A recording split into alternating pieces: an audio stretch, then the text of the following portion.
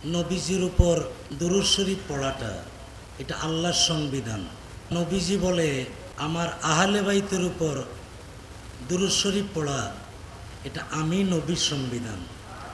আল্লাহুম্মা সাল্লি আলা মুহাম্মদ ওয়ালা আলে, এই আলের মধ্যে আহলে বাইত মাওলা আলী আছেন, খাতুনে জান্নাত আছেন, হজরতে ইমাম হাসান হুসাইন আলাইহিমুসসালাম আছেন।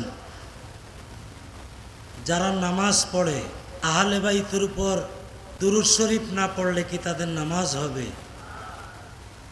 আপনারা বলেন নামাজ হবে? পরিতাপের বিষয়। তাহলে বলবেন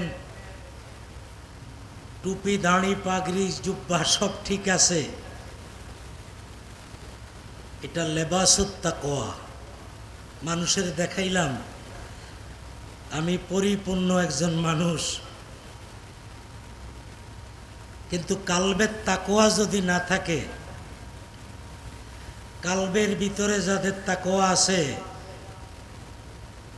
তারা নবীরে কালবে বসায়, আহলে বাইতকে কালবে বসায়। এই আহলে বাইতের মহব্বত এটা নূহ আলাইহিস সালামের তরি।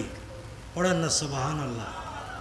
নূহ আলাইহিস সালামের কিস্তির মধ্যে যারা উঠছে তারা বন্যায় ধ্বংস হয় নাই। আহলে বাইতের তরির মধ্যে যারা উঠবে, কাস্তি পারে লাগা দেনা, জান্নাতের কিনারে আপনাদের জীবন তরি ভিড়বে ভিড়বে ইনশাআল্লাহ। বলেন আলহামদুলিল্লাহ।